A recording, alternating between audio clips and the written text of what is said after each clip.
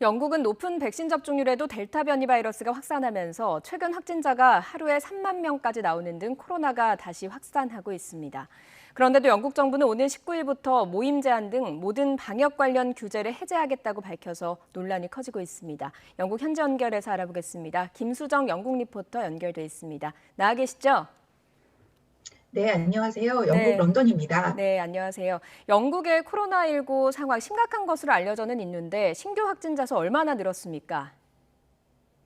예, 맞습니다. 말씀대로 심각한 상황인데요. 어제인 12일에만 신규 확진자가 3만 4천 명을 넘었고요. 지난 7일 이후 매일같이 3만 명 이상의 신규 확진자가 나오고 있는데요. 전주에 비하면 28%나 급증한 숫자입니다. 예, 상당히 많이 급증을 했는데 델타 변이 바이러스가 얼마나 좀 차지하고 있습니까? 그 6월 말에 그 특정 기간 동안은 그 확진자의 그 99%가 델타 변이 바이러스에 걸렸다는 보도도 예. 있었고요.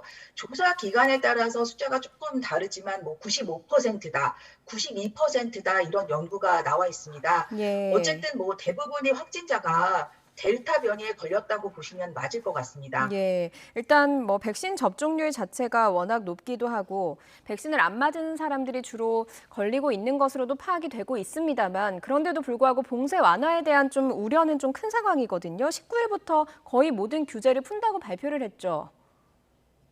네, 어제 그 보리스 존슨 총리가 기자회견을 통해서 봉쇄 조치를 다음 주 19일부터 전면 해제한다 이렇게 발표를 했는데요. 예. 이렇게 되면 그 만나는 인원수 제한도 없어지고 1미터 사회적 거리 두기도 뭐 병원이나 국경 같은 특별한 장소를 제외하고는 모두 사라지게 됩니다. 또 예. 재택근무도 해제되고요.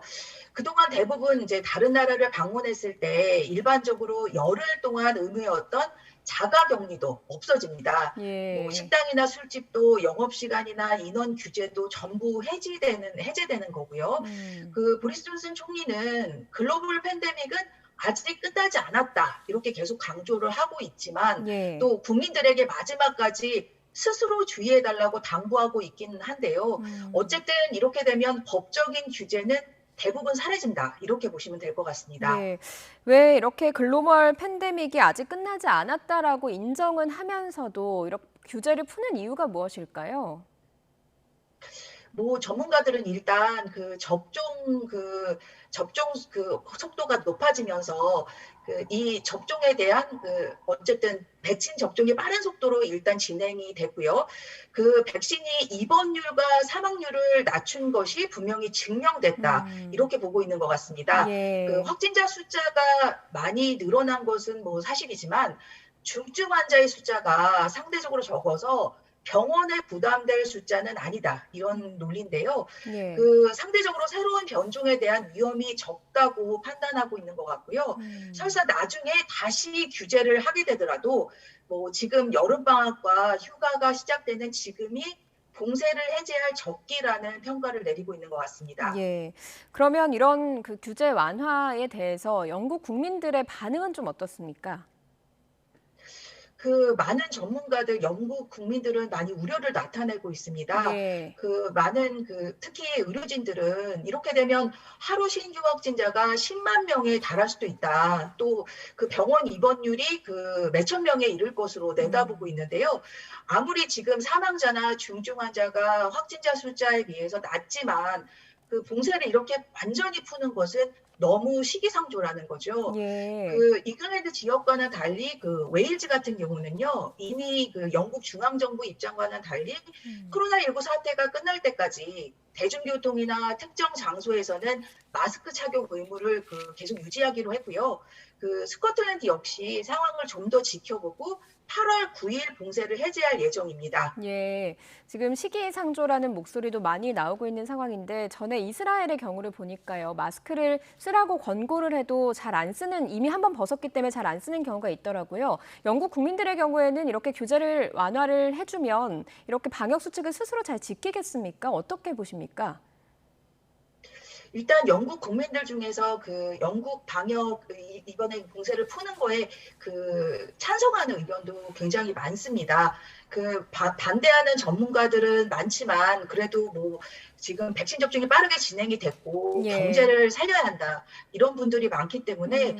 뭐 제 생각에는 그 마스크를 착용하고 사회적 거리를 지키고 이런 부분은 그 계속 안 될 것 같고요. 그 봉쇄 해제가 완전히 진행이 될 것 같습니다. 예, 알겠습니다. 지금 지난 그 2020, 그 유로 2020 경기를 보니까요. 경기장이 어마어마하더라고요.